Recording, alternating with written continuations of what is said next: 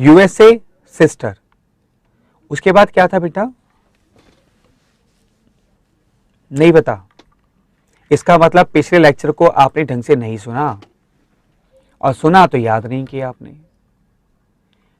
CEO, chief executive officer, और इससे हमारे 3 प्रिंसिपल्स अगले आएंगे। इसका मतलब अगला जो प्रिंसिपल है हमारा वो सी से स्टार्ट होता है, that is centralisation and decentralisation. कौन सा principle? Yes, centralisation and decentralisation. ये जो प्रिंसिपल है हमारा, ये आपके लिए 2 चीजों का काम करेगा, क्योंकि यही कॉन्सेप्ट आप ऑर्गेनाइजिंग में दोबारा से पढ़ोगे। जब हम ऑर्गेनाइजिंग चैप्टर करेंगे तब आप इस टॉपिक को एक बार दोबारा से डिस्कस करोगे। तो इसको अभी से अच्छे से समझ लो कि सेंट्रलाइजेशन क्या होता है और डिसेंट्रलाइजेशन क्या होता है। मैं आपको पहले एक एग्जांपल देता हूं, उस स्टोरी से आपको कंसेप्ट क्लियर हो जाएगा हम किस बारे में बात कर रहे हैं। एक कंपनी के डायरेक्टर थे, उन्होंने जब 15 साल पहले बिजनेस स्टार्ट किया तो बहुत छोटा सा बिजनेस था उनका। स्टार्टिंग में छोटा ही बिजनेस होता है ना, बहुत स्मॉल स्केल से बिजनेस स्टार्ट किया, और उनकी ऑर्गेनाइजेशन में 2 या 3 लोग काम करते थे सिर्फ। अब क्योंकि 3 लोग काम करते थे तो नॉर्मली सारे डिसीजन कौन लेगा? जो कंपनी का ओनर है, जो डायरेक्टर है, वही सारे डिसीजन खुद लेते थे, क्योंकि ऑर्गेनाइजेशन इतनी छोटी थी और वो सारे काम खुद करते थे। कोई भी डिसीजन लेना है खुद लेना। अब धीरे धीरे क्या हुआ, ऑर्गेनाइजेशन बढ़ती चली गई। 3 लोगों से उस ऑर्गेनाइजेशन में 10 लोग हुए, 10 से 30 हो गए, 30 से 50, करते करते उनकी ऑर्गेनाइजेशन में 100 लोग एम्प्लॉय हो गए। यानी अब उनकी ऑर्गेनाइजेशन में उनके अलावा कम से कम 100 लोग काम कर रहे थे। अब क्या हुआ, 100 लोग काम कर रहे थे, ऑर्गेनाइजेशन तो बड़ी हो गई लेकिन वो आदत नहीं छूटी।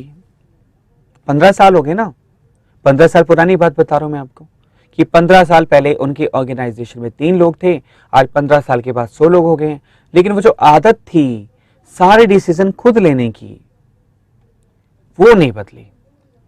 तो क्या हुआ, पहले वो 5 दिन काम करते थे, अब वो 7 दिन काम करते हैं। पहले वो 10 बजे से 5 बजे तक काम करते थे, अब वो सुबह 8 बजे से रात के 10 बजे तक काम करते हैं।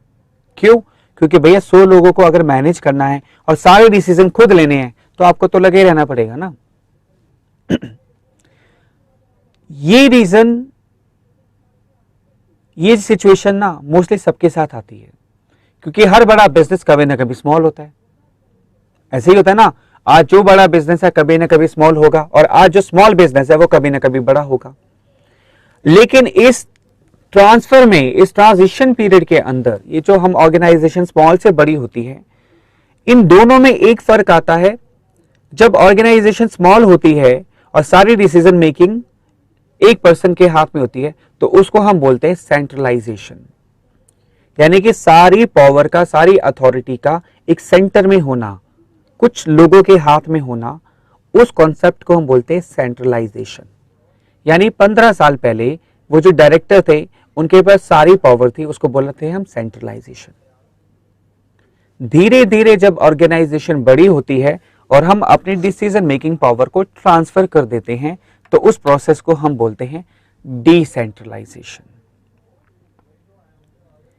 हेनरी फ्योल का फोकस क्या था? पहले हम सेंट्रलाइजेशन डिसेंट्रलाइजेशन कॉन्सेप्ट को एक ग्राफ के थ्रू समझते हैं, फिर इस प्रिंसिपल पर आते हैं। ठीक है, ये प्रिंसिपल है क्या, जरा हम इस प्रिंसिपल को ग्राफ पर देखते हैं।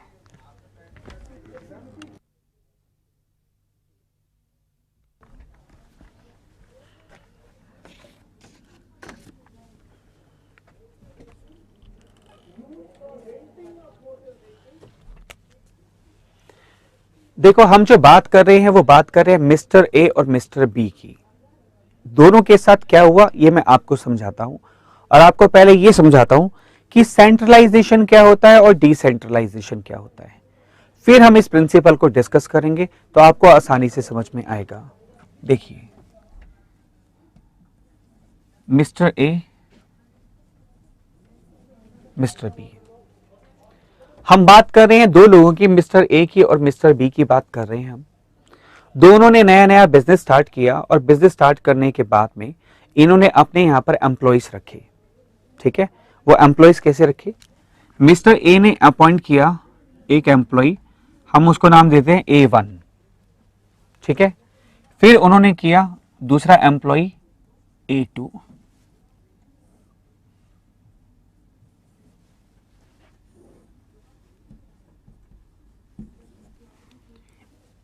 A1, A2, A3, A4। Mister A ने 4 एम्प्लॉइज को अपने नीचे अपॉइंट किया। ऑर्गेनाइजेशन अभी स्मॉल है, राइट। अब हम बी की बात करते हैं। बी ने भी ऑर्गेनाइजेशन स्टार्ट किया और अपने नीचे कुछ एम्प्लॉइज को अपॉइंट किया।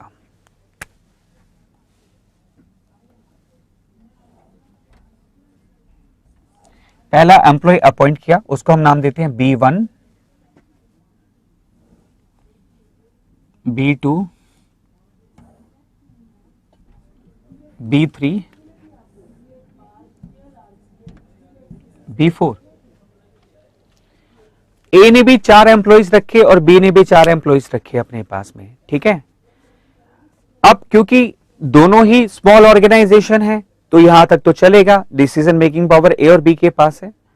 अब धीरे धीरे जब ऑर्गेनाइजेशन बड़ी हुई माय डियर, तो क्या हुआ, एक ही ऑर्गेनाइजेशन में लोग बढ़ते गए। ए ने देखो क्या किया, आप लोग मुझे बताएंगे, ध्यान रखना कि इनमें से समझदार कौन है और आपको क्या पसंद है ना। ध्यान से देखो इसको। ए ने क्या किया, अपने नीचे 5वां एम्प्लॉइज अपॉइंट किया A5, फिर छठा A6, A7, A8, A9, A10, A11, A12, A13, 14, 15, 16। आहा, ऐसे लग रहा है ना जैसे सूरजमुखी बन गया हो। लग रहा है ना, ए ऐसे ए की 16 भुजाएं है ना।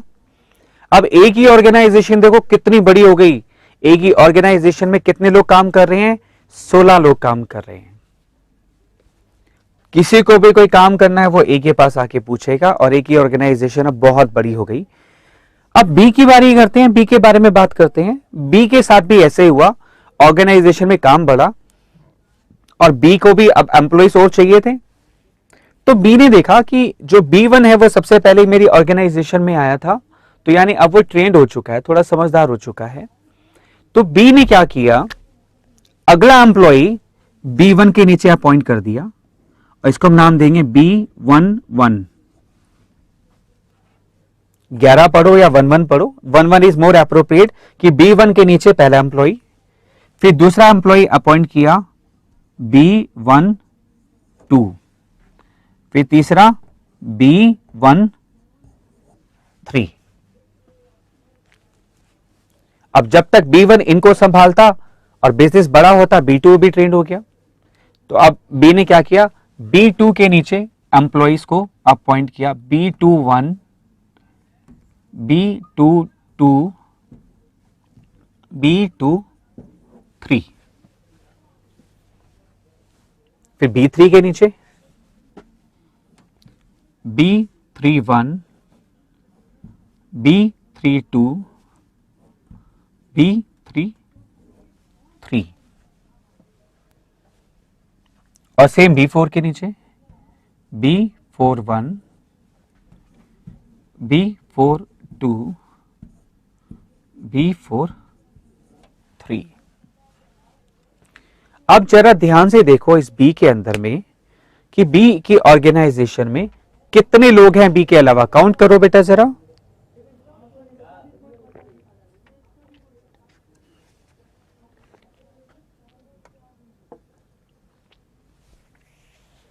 कितने मिले बी के अलावा?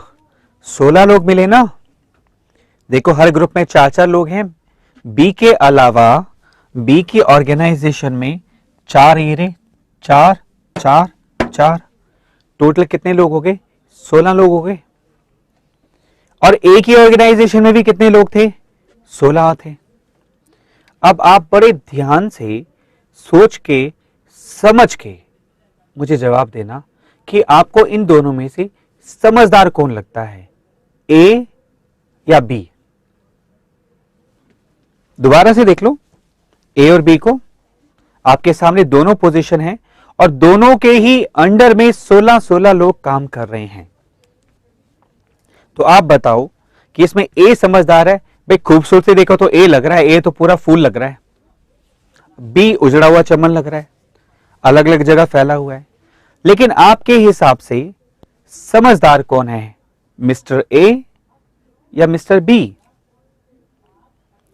मुझे पता था कि आप बहुत अच्छे बच्चे हो, यू नो वेरी वेल, और आपका डिसीजन यही होगा कि मिस्टर बी समझदार हैं, ए समझदार नहीं है। एब्सोल्युटली करेक्ट, बी समझदार है। क्यों? देखो जरा एक बारी, क्योंकि बी को सिर्फ 4 लोगों को मैनेज करना है, B1, B2, B3 और B4 को। लेकिन बी की ऑर्गेनाइजेशन में टोटल लोग कितने हैं? 16। अब B1 जो है उसको भी कितने लोगों को हैंडल करना है? सिर्फ 3 को। यानी कि हर एक के कंधे पर छोटी छोटी जिम्मेदारी। बी को 4 लोगों को मैनेज करना है और B1 को केवल 3 को मैनेज करना है, और B1 भी ट्रेंड हो गया। यानी कि बी अभी भी फ्री है जैसा कि पहले था। अब समझो बी ने क्या किया जो ए ने नहीं किया। बी की ऑर्गेनाइजेशन जब बड़ी हुई तो बी ने इस बात को रियलाइज किया कि सारी पावर अगर मैं अपने पास रखूंगा तो एक दिन ऐसा आएगा मैं 5 घंटे की जगह 10 घंटे काम करूंगा, 5 दिन की जगह 7 दिन काम करूंगा तो भी पूरा नहीं हो पाएगा। इसलिए इसने क्या किया, अपनी पावर को डिसेंट्रलाइज कर दिया, B1 और B11 को ट्रांसफर कर दिया डिसीजन मेकिंग के लिए। इसीलिए इस टाइप ऑफ ऑर्गेनाइजेशन को हम बोलते हैं डिसेंट्रलाइजेशन।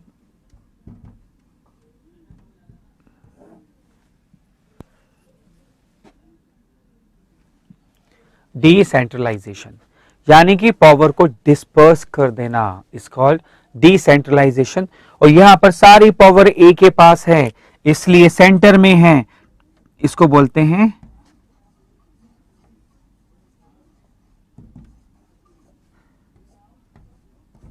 सेंट्रलाइजेशन। बात समझ आ गई आपको कि सेंट्रलाइजेशन क्या होता है और डिसेंट्रलाइजेशन क्या होता है? सेंट्रलाइजेशन का मतलब होता है पावर को सेंटर में रखना, यानी गिने चुने लोगों के पास पावर का होना इज कॉल्ड सेंट्रलाइजेशन। यहां पर 16 के 16 लोगों को कोई भी डिसीजन लेना है तो वो ए के पास आएंगे और ए का बस एक ही काम रह गया, इन सबको वॉच करना और इनको सॉल्यूशन करके बताना कि ये सॉल्यूशन है, ये करना है, ऐसा करना है। लेकिन अगर हम बी की बात करें तो बी को सिर्फ 4 लोगों को मैनेज करना है, B1, B2, B3, B4। लेकिन ऑर्गेनाइजेशन में कितने लोग हैं? 16। और अगर वो और लोग भी हम इसमें जोड़ते चले जाएं तो भी बी को सिर्फ 4 लोगों को ही मैनेज करना है। हम B11 के नीचे B111, B112, B113 और नीचे लोग एम्प्लॉय कर सकते हैं। Is that clear? अब आपको समझ आ गया कि सेंट्रलाइजेशन क्या होता है और डिसेंट्रलाइजेशन क्या होता है। अब हम आते हैं अपने कॉन्सेप्ट के ऊपर, इस फ्योल अंकल के इस प्रिंसिपल के ऊपर कि इस प्रिंसिपल को क्या कहा जाता है। ठीक है, चलो लेट्स सी कि सेंट्रलाइजेशन और डिसेंट्रलाइजेशन क्या होता है।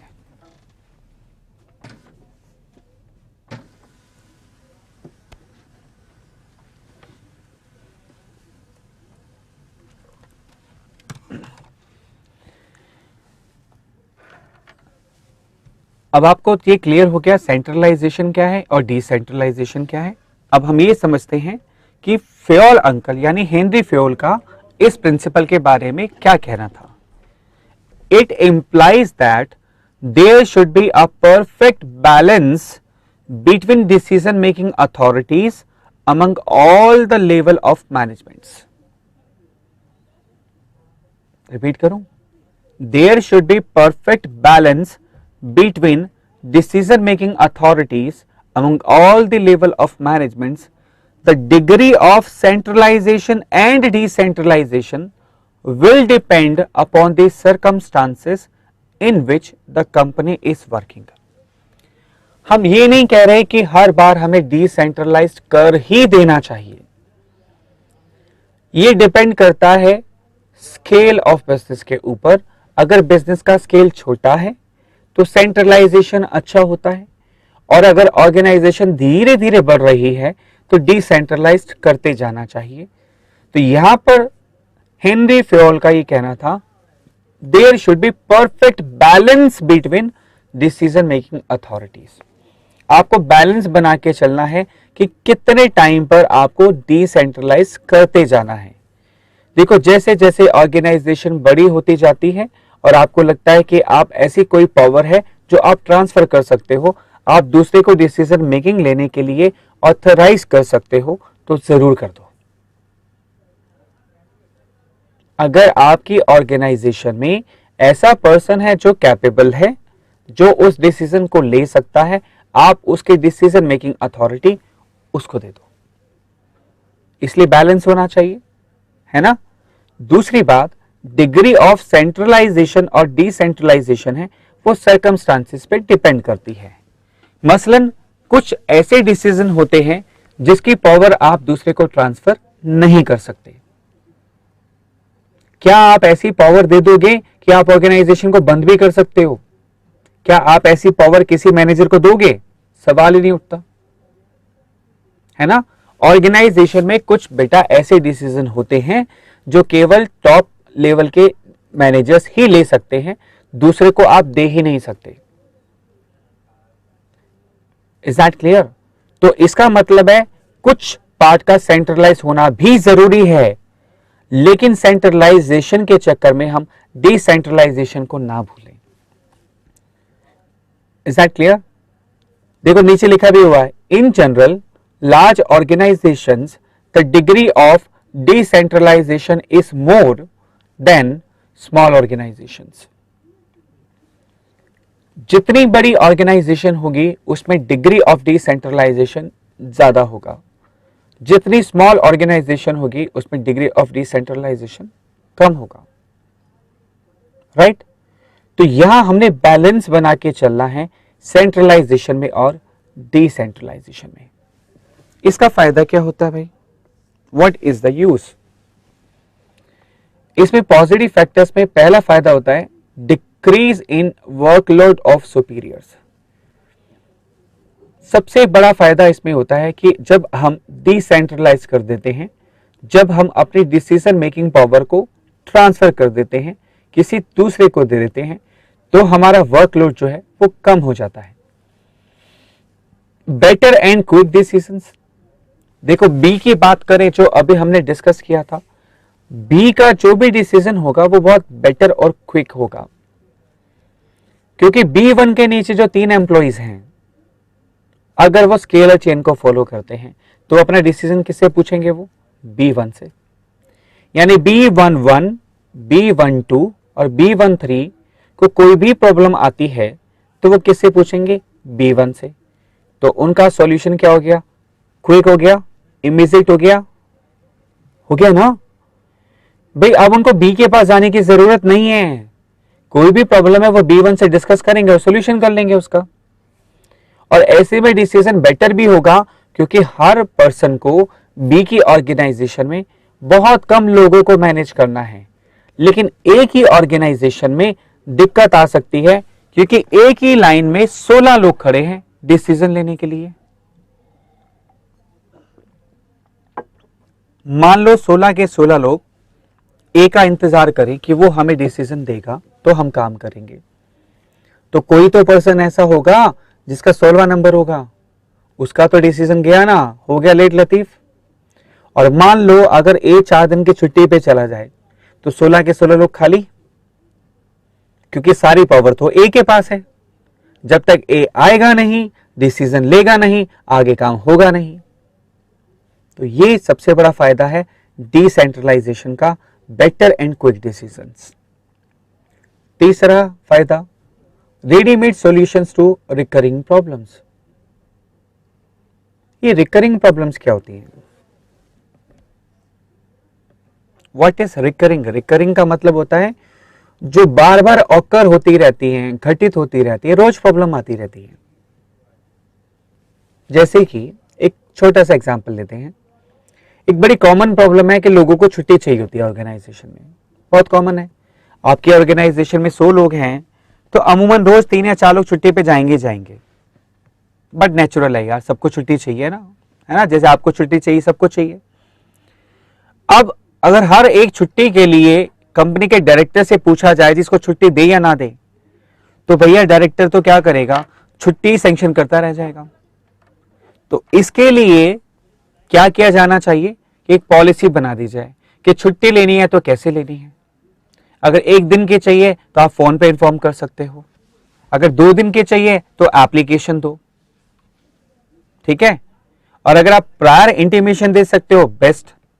अगर आपको 3 दिन से ज्यादा की छुट्टी चाहिए फॉर एग्जाम्पल, तो आपको परमिशन लेनी पड़ेगी सीनियर डिपार्टमेंट से। अब एक बात बताओ, आपने ये पॉलिसी बना दी, आपने सॉल्यूशन बना दिया, तो बार बार ये प्रॉब्लम आएगी और उसका रेडीमेड सॉल्यूशन आपके पास होगा। तो क्या बार बार टॉप लेवल के पास जाके पूछोगे कि अब क्या करें, अब क्या करें, 3 दिन की छुट्टी चाहिए क्या करें, 1 दिन की छुट्टी चाहिए क्या करें? नहीं पूछोगे ना। तो ये फायदा होता है डिसेंट्रलाइज करने का कि टॉप लेवल ने मिडिल लेवल को या लोअर लेवल को ये पावर दे दी कि कोई भी पर्सन आपके पास में एक छुट्टी मांगने आता है तो आप खुद ही दे देना, आपको पावर है छुट्टी देने की। 2 दिन की मांगता है तो एप्लीकेशन लेकर के छुट्टी दे देना, हमसे पूछने की जरूरत नहीं है। 3 दिन की भी मांगता है और जेन्युइन रीजन लगता है तो दे देना भाई, मत पूछने आना। लेकिन 3 दिन से ज्यादा की छुट्टी मांगता है तो आप अपने सीनियर से साइन करवाओगे, उसकी नॉलेज में ये बात आनी चाहिए, उससे परमिशन लोगे। तो अब देखो, ये जो कॉमन प्रॉब्लम है जिसने रोज आना है, आपने उसको डिसेंट्रलाइज करके पावर दे करके उसका सॉल्यूशन कर दिया। अब आप उस प्रॉब्लम से मुक्त हो गए। अब टॉप लेवल को उस प्रॉब्लम में बार बार जाने की जरूरत नहीं है। तो यहां से फायदा क्या हुआ, readymade solutions to recurring problems. जो प्रॉब्लम रोज आती है उसका रेडीमेड सॉल्यूशन बन जाता है। क्लियर हो गया? Absolutely fantastic, good. अब आते हैं नेगेटिव फैक्टर्स के ऊपर में कि इसके नुकसान क्या क्या हो सकते हैं। Number 1, overlapping of decision making process.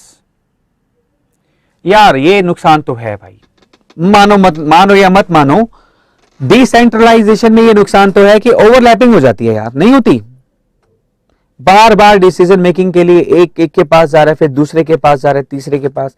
एक हो तो बहुत बढ़िया काम है यार, ए ने हाँ किया ओके, ना किया तो ओके भाई, क्योंकि एक ही बंदा ए था जिसने डिसीजन लेना था। लेकिन बी की ऑर्गेनाइजेशन में B11 पहले B1 के पास गया, जी बताओ क्या करूं, हाथ जोड़े। B1 कहता है भाई ये तो मेरी पावर से बाहर है, मैं तो बी से पूछूंगा। वो फिर बी के पास गया, जी बताओ B11 पूछ रहा है क्या करूं, मेरा सबऑर्डिनेट पूछ रहा है, आप बताओ क्या करूं। ओवरलैपिंग हो जाती है, एक डिसीजन के लिए बार बार जाना पड़ता है, ओवरलैपिंग। ये एक नुकसान है, बड़े जायज है यार। ये अगर नेगेटिव फैक्टर है, लिमिटेशन है तो जायज है, इसको दूर करने के लिए सॉल्यूशन किया जा सकता है। दूसरा है decision making process becomes lengthy and wastage of time.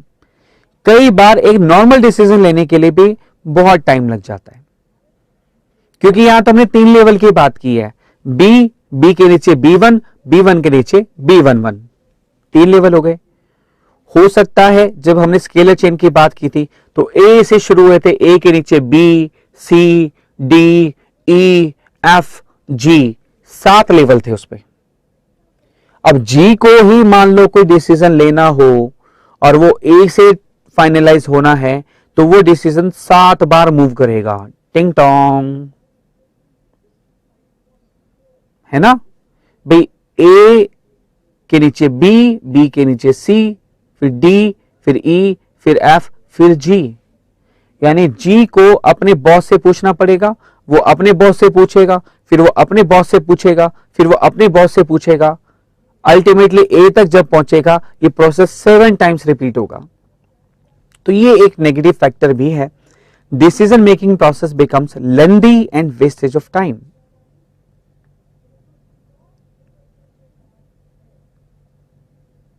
Clear हो गया। एक और पॉइंट आता है, difficult to find out the degree of centralisation. हमने बात तो कर ली कि हमें पावर दे देनी चाहिए, डिसेंट्रलाइज कर देना चाहिए, लेकिन फिर वही बात आती है कि डिग्री कैसे नापेंगे, कितनी पावर देनी चाहिए। 5 किलो पावर दें, 20 किलो पावर दें, है ना। ये कोई इलेक्ट्रिसिटी थोड़ी है यार। आप काम करने की पावर दे रहे हो तो क्या हम उसको किलो में नाप सकते हैं? नहीं नाप सकते। चलो एक और क्राइटेरिया ले लेते हैं, जिस बंदे का जितना वजन है उसको उतनी पावर दे दी जाए। कैसा हो सकता है? सवाल ही नहीं उठता भाई। वेट के हिसाब से पावर थोड़ी दी जाएगी, ना हाइट के हिसाब से दी जाएगी। पावर दी जाएगी पोजीशन के हिसाब से, पावर दी जाएगी एक्सपीरियंस के हिसाब से, पावर दी जाएगी उसके पास रिकॉर्ड के हिसाब से। लेकिन उसमें भी कोई ऐसा फिक्स्ड क्राइटेरिया नहीं है जिसको आप इवैल्यूएट करके अपनी पावर को, डिग्री को, जो उसकी पावर की जो डिग्री है या पावर जो देनी है उसकी क्वांटिटी को आप नाप सको।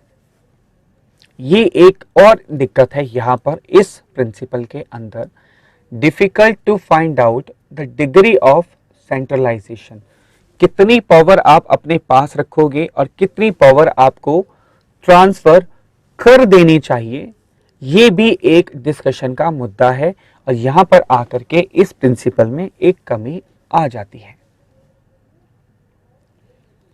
आपके मन में एक सवाल आ रहा होगा बार बार कि सर ये पॉजिटिव फैक्टर्स और नेगेटिव फैक्टर्स आप दोनों बता रहे हो, तो बेटा हर पर्सन में खूबियां भी होती हैं, कमियां भी होती हैं। जब हमसे खूबी पूछी जाएगी तो हम इसके सारे फायदे बताएंगे, इसकी वाहवाही करेंगे, इसकी अच्छी अच्छी बातें बताएंगे। जब हम इसकी कमियां निकालने पर आएंगे तो हम इसकी सारी कमियां निकालेंगे, ए से लेकर जेड तक। पर्पस उस कमी को निकालने का भी यही है कि हम इसको और अच्छा बना सकें, और सुंदर बना सकें, इस प्रिंसिपल को और अच्छे तरीके से यूज कर सकें। और अगर इस प्रिंसिपल को यूज करते वक्त कुछ कमियां आ भी रही हैं तो हम उसको ध्यान में रख करके उसको ठीक कर सके या उस पर कंट्रोल कर सके। आगे बात समझ में? बड़े टाइम से सोच रहे थे ना सारे प्रिंसिपल पे नेगेटिव फैक्टर्स क्यों पढ़ रहे हैं बार बार? इसलिए पढ़ रहे हैं बेटा। डॉक्टर भी जब कोई दवाई देता है ना तो वो सोचता है कि इस दवाई से अगर रिएक्शन हो गया या प्रॉब्लम आ गई तो उसकी दवाई वो साथ में दे देता है। नॉर्मली आप देखना कि डॉक्टर जब भी दवाई देता है और अगर वो पेन किलर होगा तो उससे एसिडिटी बनती है तो वो एसिडिटी की दवाई साथ में दे देता है, क्योंकि उसको पता है कि इस पेन किलर के पॉजिटिव फैक्टर्स तो बहुत हैं, नेगेटिव फैक्टर भी है। क्या? एसिडिटी बनना। तो पेशेंट एक प्रॉब्लम से तो ठीक होगा, दूसरी प्रॉब्लम में घिर जाएगा, इसलिए डॉक्टर क्या करता है, पहले ही एसिडिटी की दवाई साथ में दे देता है। सेम हमको यहां पर करना है। अगर हम किसी प्रिंसिपल का फायदा उठाना चाहते हैं, किसी सिद्धांत का फायदा उठाना चाहते हैं, उसको यूज में लाना चाहते हैं, तो हमें उसके लैक्यूना, उसके हमें जो पॉइंट है वो हमें पता होना चाहिए कि कौन कौन से नुकसान हो सकते हैं, ताकि हम उसको पहले से कवर करके चलें। Is that clear? मजा आ गया ना? मस्त। सेंट्रलाइजेशन क्या होता है, डिसेंट्रलाइजेशन, ये भी हमें समझ आ गया और ये प्रिंसिपल भी क्लियर हो गया। चलो अब आते हैं हम अपने नेक्स्ट प्रिंसिपल के ऊपर में, एस्पिरिट डी कॉर्प्स, मतलब simple team spirit.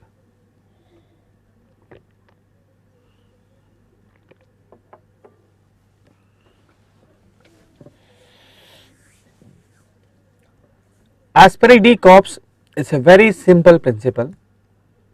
Henry Fayol ने अपनी पूरी जिंदगी में एक बड़ी खास चीज को ऑब्जर्व किया, और हम बहुत बार पढ़ भी चुके हैं और पढ़ते भी हैं और सोचते भी हैं। उसको बोलते हैं टीम स्पिरिट। टीम स्पिरिट क्या होता है? वी की भावना, हम की भावना, feeling of dedication. Henri Fayol का तो ये कहना था कि हमें जितना भी हो सके, एक मैनेजर को जितना भी हो सके आई शब्द का प्रयोग ही नहीं करना चाहिए। उसको शब्द प्रयोग करना चाहिए वी, हम। और बात सच भी है यार कि एक आदमी अकेला कभी भी सारे काम कर ही नहीं सकता। मैनेजमेंट जब हमने पढ़ा था तब भी हमने फर्स्ट लेक्चर में, फर्स्ट पॉइंट में यही डिस्कस किया था कि no one can do as a single all the things. एक आदमी अकेले रहते हुए सारे काम कभी नहीं कर सकता। He needs to get the work done through others। इसीलिए हम मैनेजमेंट पढ़ रहे हैं, इसलिए हम मैनेजमेंट करते हैं। तो जब हमने पहले ही शर्त में ये बात मान ली कि हमें दूसरों से काम करवाना है क्योंकि हम अकेले काम नहीं कर सकते, तो हमें इस शब्द को यूज करना चाहिए, that is we instead of I. जितना हम इस वर्ड को यूज करेंगे वी, उतनी ही टीम स्पिरिट जागेगी, उतनी ही डेडिकेशन की भावना आएगी। आपने फिल्म फेयर अवार्ड्स देखे टीवी पर? नहीं देखे तो नोटिस करना, जब भी किसी भी एक्टर या एक्ट्रेस को या डायरेक्टर को अवार्ड मिलता है ना, वो स्टेज पे आकर के पूरी दुनिया के सामने एक ही वर्ड बोलता है, ये मेरी टीम की वजह से मिला, ये मेरी पूरी फिल्म की यूनिट की वजह से मिला।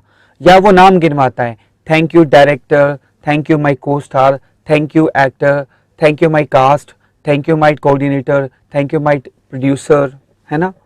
यानी कि वो इस बात को एक्सेप्ट करते हैं कि अगर फिल्म सुपरहिट हुई या कोई गाना सुपरहिट हुआ या उनको किसी भी चीज का अवार्ड मिला, तो वो केवल उनकी वजह से नहीं मिला, पूरी एंटायर टीम के एफर्ट की वजह से मिला। समझ गए आप? मैनेजमेंट में ये गोल्डन प्रिंसिपल है। इस गोल्डन प्रिंसिपल को तो यार सब लोग यूज कर सकते हैं, वी, और ये हर जगह यूज होता है। A manager should continuously make efforts to develop a team spirit among the subordinates. एक मैनेजर की ये कोशिश भी होनी चाहिए कि वो कॉन्टिन्यूसली अपनी टीम के अंदर, अपने सबऑर्डिनेट के अंदर जितने भी लोग काम कर रहे हैं, उनमें इस टीम स्पिरिट की भावना को वो जगा के रखे। हमेशा उन लोगों को टीम स्पिरिट का पाठ पढ़ाए, टीम स्पिरिट की एक्टिविटीज कराए और टीम स्पिरिट में, टीम की फॉर्म में ही काम करवाए। एक अच्छा मैनेजर की ये बड़ी खास बात है, अगर वो अपनी टीम को यानी अपने सबऑर्डिनेट्स को एक टीम की तरह इकट्ठा करके चलाएगा, तो उन सब में वी की भावना आएगी। टू डू दिस, ही और she should use the word we instead of I during the conversation with subordinates. उसे हमेशा मैनेजर को अपनी टीम के साथ जब भी वो बात करता है किसी भी चीज के लिए, तो ही और she should use the word we, कि हमें मिलकर के इस गोल को अचीव करना है, हमें मिलकर के इस काम को पूरा करना है, हम मिलकर के इस टारगेट को अचीव कर सकते हैं, हम मिलकर के इस प्रॉब्लम का सॉल्यूशन कर सकते हैं। अगर वो वर्ड आई की जगह वी यूज करता है तो इससे टीम स्पिरिट आएगी, लोगों को लगेगा कि हाँ भाई, हम भी इस टीम का एक हिस्सा हैं और हमें मिलकर के इसका सॉल्यूशन करना है।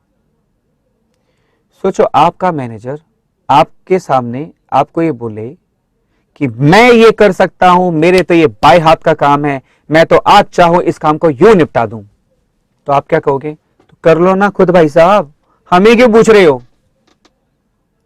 समझ आई बात? भैया, अगर आपका मैनेजर मैं करेगा कि मैं ये कर सकता हूं, मेरे तो बाएं हाथ का काम है, ये तो यूं अभी चुटकियों में एक बटन दबाऊंगा या एक फोन मारूंगा, सॉल्यूशन हो जाएगा, तो क्या कोई एम्प्लॉई उसके साथ काम करेगा? बोलेगा भैया ठीक है, आप खुद ही कर लो ना, फिर हमें क्यों बुला रहे हो? तो इसीलिए ये वर्ड, ये जो प्रिंसिपल है, ये जो गाइडलाइन है जो मैनेजमेंट में काम आती है, वो वर्ड है वी, और हमें इसका प्रयोग ज्यादा से ज्यादा करना चाहिए। We should forget the word I. जितना एक मैनेजर वी यूज करेगा उतनी ही टीम स्पिरिट आएगी। अब चलते हैं इसके पॉजिटिव फैक्टर्स के ऊपर। इसके पॉजिटिव फैक्टर्स क्या हैं? पहला पॉजिटिव फैक्टर है मोटिवेशन टू वर्कर्स।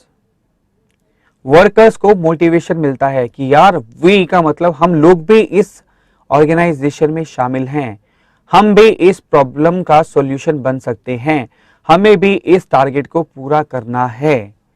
तो मोटिवेशन आता है, इंटरनली आता है, अंदर से आता है। जब कोई कहता है यार तुम तो मेरे साथ हो, हम मिलकर के काम करेंगे, यार तुम मेरा साथ देना, यानी हम मिलकर के इसका सॉल्यूशन करेंगे, राइट। दूसरा फायदा, helps in achieving objectives. Objectives को अचीव करना बहुत आसान हो जाता है। बोलते हैं ना 1 और 1 11 होते हैं, है ना, 1 and 1 is equal to 11। तो जब दो लोग मिलकर के काम करेंगे, यानी हम हो जाएंगे, मैं से हम हो जाएंगे, तो टारगेट को अचीव करना बहुत आसान हो जाता है। It increase coordination. Coordination is called the essence of management. हमने फर्स्ट लेक्चर में पढ़ा था कि coordination is called the essence of management. Coordination management की आत्मा होती है। अगर हम यहां पर वही कह के चलेंगे, मिलकर के चलेंगे, तो कोऑर्डिनेशन बढ़ेगा, क्योंकि हम अकेले नहीं चल रहे हैं, मिलकर के चल रहे हैं। तो यहां भी मैं आप लोगों से एक ही बात कहना चाहता हूं कि हमारे इस लेक्चर का फायदा तभी होगा जब आप और मैं हम मिलकर के मेहनत करेंगे। अगर मैं यहां पर मेहनत कर रहा हूं आपके लिए, तो आपको भी इसको उतने ही अच्छे से समझना होगा, उतने ही इंटरेस्ट से इसको सीखना होगा। तो हम मिलकर के टारगेट अचीव कर सकते हैं, हम मिलकर के सक्सेस ला सकते हैं। अकेले मेरे पढ़ाने से कुछ नहीं होगा और अकेले आपके पढ़ने से कुछ नहीं होगा। हम दोनों के एफर्ट्स, हम सबके एफर्ट्स लगेंगे तो ये अचीव हो पाएगा, तो हम कोऑर्डिनेट कर पाएंगे। तो ये फायदा है एस्पिरिट डी कॉर्प्स का। अगर हम इसको फॉलो नहीं करते तो क्या नुकसान हो सकता है? पहला है किल्स टीम स्पिरिट। भैया धज्जियां उड़ जाती हैं टीम की। जहां पर कोई भी मैनेजर आई शब्द का प्रयोग करता है ना, आई आई आई बोलता है, मैं बोलता है, तो भाई सीधी सी बात, बड़ी सीधी सी बात बोलूं, टीम स्पिरिट की बैंड बज जाती है, कत्ल हो जाता है टीम स्पिरिट का। बोलता है मैं कर रहा है, कर ले भाई तू। जो आदमी हेल्प करने की सोचता है वो भी छोड़ देता है, छोड़ यार क्या हेल्प करनी है, वो तो अकेला ही कर लेगा, बोलता है मैं कर सकता हूं, करने दो उसको। तो ये ध्यान रखना, टीम स्पिरिट का खत्म नहीं होनी चाहिए, उसका मर्डर नहीं होना चाहिए। दूसरा, may lead to disorder. Of course order cancel हो जाएगा। ऑर्डर कैंसिल का मतलब जो कोऑर्डिनेशन प्रोसेस में चल रहा था वो खत्म हो जाएगा, बिखर जाएंगे लोग। टीम खत्म होने का मतलब है लोग बिखर जाएंगे, कौन कहां जाएगा आपको पता भी नहीं चलेगा। आपके जितने सहयोगी हैं, आपके ऑर्गेनाइजेशन में जितने की पर्सन है, वो सब आपको छोड़ के चले जाएंगे। ये सबसे बड़ा नुकसान है अगर हम इस प्रिंसिपल को फॉलो नहीं करते हैं। Got it? Spirit D corps. तो अब हमें भी मिलकर के इसको अच्छे से समझना है और बहुत मेहनत करनी है ताकि हम अच्छे से अच्छे नंबर ला सके। Is that clear? समझ आ गया? क्या बात है, थक जाते हो बड़ी जल्दी जल्दी। हाँ, 1-1.5 घंटे का लेक्चर अटेंड नहीं कर पाओगे तो 3 घंटे का पेपर कैसे दोगे, ये बताओ, है ना? तो डेडिकेशन से पढ़ो यार, ये तो आपकी ट्रेनिंग है, ये तो आपकी तैयारी है। अगर अभी 1.5 घंटे का लेक्चर आप आराम से अटेंड कर पाओगे, समझ पाओगे, तो उस 3 घंटे में भी आपका दिमाग चलेगा। मेक इट हैबिचुअल यार, गुड। डेडिकेशन, नहीं तो बीच बीच में मेरी तरह पानी पीते रहो। Got it? चलो एक लास्ट प्रिंसिपल डिस्कस करते हैं इस लेक्चर में, and that is order. It is order. Order, आपको ऑर्डर दिया जा रहा है कि भैया ध्यान से कंसंट्रेट होके इस प्रिंसिपल को समझो। Order, order. This is order principle my dear, I was just joking, this is not order order, but this is order principle जो हेनरी प्योर ने सजेस्ट किया था हम लोगों को। पढ़ो इस प्रिंसिपल को, क्या है पहले, बहुत देर हो गई मेरी बातें सुनते हुए, चलो इसको पढ़ो।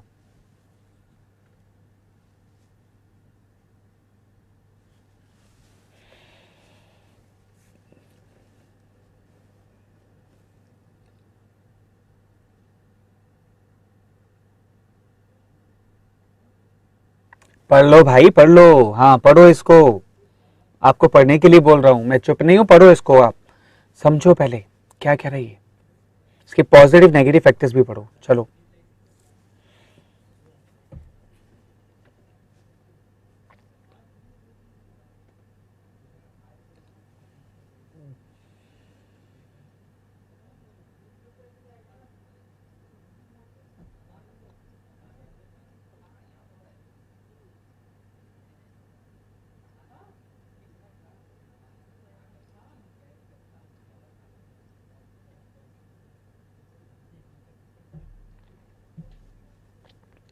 पढ़ा, कुछ समझ में आया?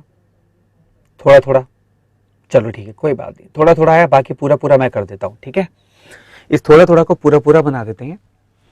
According to this principle of order,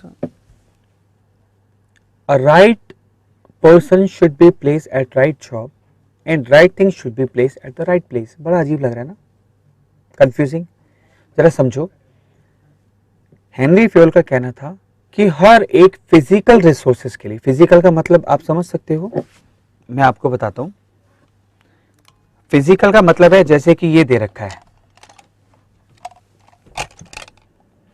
physical का मतलब है जैसे कि ये दे रखा है कि हर सामान को रखने के लिए, मान लो ये पेंसिल्स हैं, मार्कर है आपके पास में, हर एक सामान को रखने के लिए एक प्रॉपर प्लेस होना चाहिए।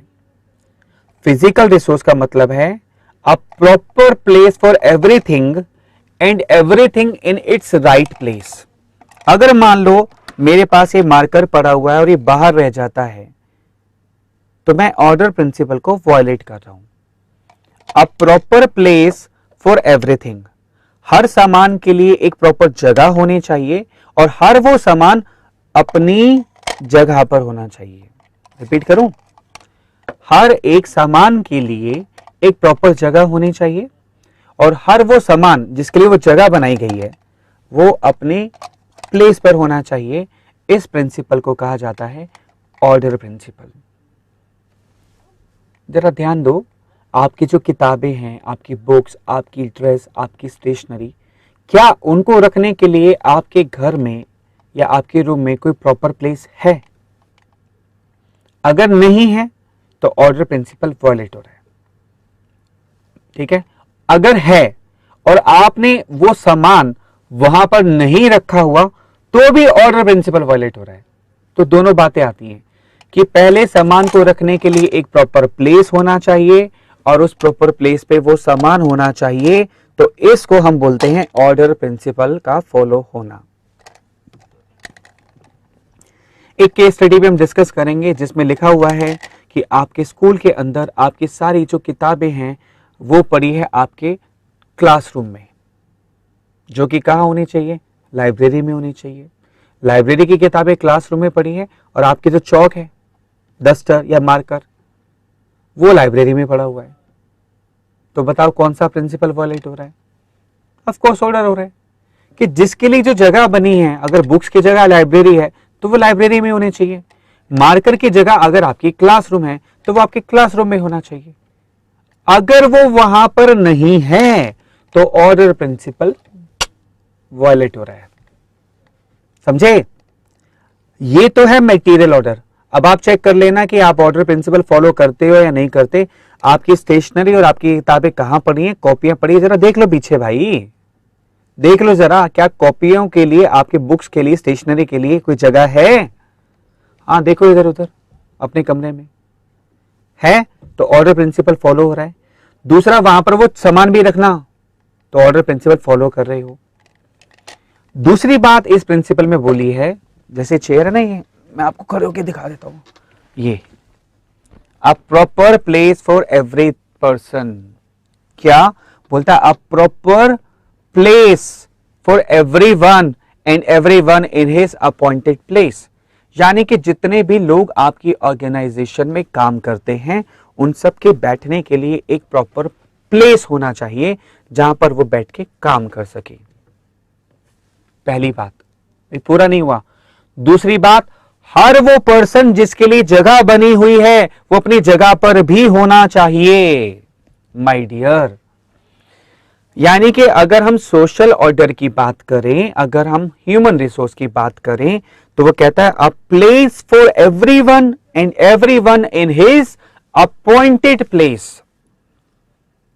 अगर ऑर्गेनाइजेशन में पर्सन के बैठने की प्रॉपर जगह नहीं है तो वो बेचारा इधर से दूसरी जगह बैठता रहेगा और आप उसको ट्रेस नहीं कर पाओगे। अ place for everyone and everyone in his appointed place. अगर प्लेस नहीं है तो ऑर्डर प्रिंसिपल वायलेट हो रहा है। अगर प्लेस है और वो पर्सन अपने प्लेस में ना बैठ करके दोस्त के रूम में जाके बैठा हुआ है, दूसरे के ऑफिस में जाके बैठा हुआ है, तो भी ऑर्डर प्रिंसिपल वायलेट हो रहा है। समझ आ गई बात मेरी? चलो अब स्क्रीन पे दोबारा से समझते हैं इस प्रिंसिपल को। According to the principle of order, a right person should be placed at the right job and right thing should be placed at the right place. इसको नीचे समझो, ध्यान से समझ आएगा। Every enterprise should have two different orders. हमने इस order principal को दो डिफरेंट ऑर्डर में डिवाइड कर दिया है। पहला है material order for physical resources, जैसा कि अभी मैंने आपको मार्कर दिखाया था फिजिकल रिसोर्सेज, इसके लिए a proper place for everything. हर चीज के लिए एक proper place, a proper place for everything and everything in its right place. दूसरी लाइन में क्या कह रहे हैं? सोशल ऑर्डर की बात हो रही है। देखो जरा, for human resources a place for everyone and everything and everyone in his appointed place। समझ आ गया? यानी ऑर्डर प्रिंसिपल को हमने दो ऑर्डर में डिवाइड कर दिया, एक मटेरियल ऑर्डर और एक सोशल ऑर्डर। मटेरियल ऑर्डर कहता है a proper place for everything and everything in its right place, और सोशल ऑर्डर की बात करें, ये कहता है a place for everyone and everyone in his appointed place. अब इसके फायदे क्या हैं? Number one, complete utilisation of material and human resources. अगर हर सामान को रखने के लिए प्रॉपर जगह होगी तो आप उस सामान का कंप्लीट यूटिलाइजेशन कर सकते हो, चाहे वो फिजिकल रिसोर्सेस है चाहे वो ह्यूमन रिसोर्सेस है। अगर हर पर्सन अपनी अपॉइंटेड जगह पर होगा तभी तो आप उसको प्रॉपरली यूटिलाइज कर पाओगे ना। अगर वो दूसरे कैबिन में जाएगा या दूसरे फ्लोर पर चला जाएगा या दूसरे के दफ्तर में जाके बैठ जाएगा तो आप उसका यूटिलाइजेशन कैसे करोगे? यानी कि अगर आप ऑर्डर प्रिंसिपल को फॉलो करते हो तो आप complete utilisation of material and human resources कर पाते हो। No loss of time in tracing the resources in need of time, और खासकर जरूरत के समय पर आपको उसको ट्रेस करने में टाइम नहीं लगता। याद आ गया? आपने कोई कॉपी कहीं पर रख दी, सुबह सुबह स्कूल जाना था, फिर ढूंढते रहते हो कहाँ गई कॉपी, अरे मिल नहीं रही है यार, मुश्किल हो गई। फिर आप ढूंढने के बजाय नहीं खरीद लेते हो कि भैया काम चलाना है, क्या करें, है ना? तो ट्रेस करने में टाइम लगता है। सारी किताबें उठाई, चारों अलमीरा थी, खोल खोल के देख रहे हो, अरे यहाँ रखी थी, वहां रखी थी। भैया ऑर्डर प्रिंसिपल वायलेट करोगे तो ऐसा ही होगा, टाइम तो लगेगा ट्रेस करने में। लेकिन अगर हर चीज अपनी जगह पर प्रॉपर तरीके से आपने रखी हुई है तो आपको ट्रेस करने में टाइम नहीं लगेगा। Better discipline, of course discipline proper maintain होगा, है ना भाई? अगर आप प्रॉपर जगह पर सामान अपना रख रहे हो तो आप डिसिप्लिन मेंटेन कर रहे हो, आप प्रॉपर जगह पर बैठे हो तो डिसिप्लिन मेंटेन कर रहे हो। नेगेटिव फैक्टर क्या है? Miss use of resources. देखो, अगर आप ऑर्डर प्रिंसिपल को वायलेट करते हो तो जरूरत के समय आप नई चीज खरीद के लाओगे क्योंकि पहली वाली मिल नहीं रही है। मान लो स्टेपलर की बात करते हैं जो बहुत कम यूज होता है। आपके पास स्टेपलर है, आपने अपने पेपर्स को स्टेपल किया और वो स्टेपलर कहीं पे रख के आप भूल गए क्योंकि उसकी प्रॉपर जगह नहीं थी। अब आपको दोबारा से स्टेपलर की जरूरत पड़ गई तो आप क्या करोगे? ढूंढा आपने, आपको नहीं मिला, इमरजेंसी था तो आप नया स्टेपलर खरीद के ले आए। भैया पहले वाला तो पड़ा था ना, लेकिन अब क्या हुआ? मिसयूज ऑफ रिसोर्सेस, आपको बेफजूल में पैसा खर्च करना पड़ा। तो इसलिए ऑर्डर प्रिंसिपल क्या कहता है कि आपको इसको यूज करना चाहिए।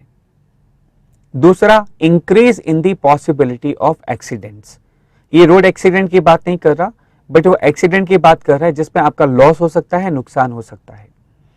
मान लो कोई मशीन है, उसके लिए प्रॉपर प्लेस नहीं है। लेट्स सपोज लैपटॉप की बात करते हैं, यू हैव ए लैपटॉप और ए कंप्यूटर, और उसको रखने का प्रॉपर प्लेस नहीं है, तो वो गिर सकता है, टूट सकता है, उसमें दिक्कत आ सकती है ना।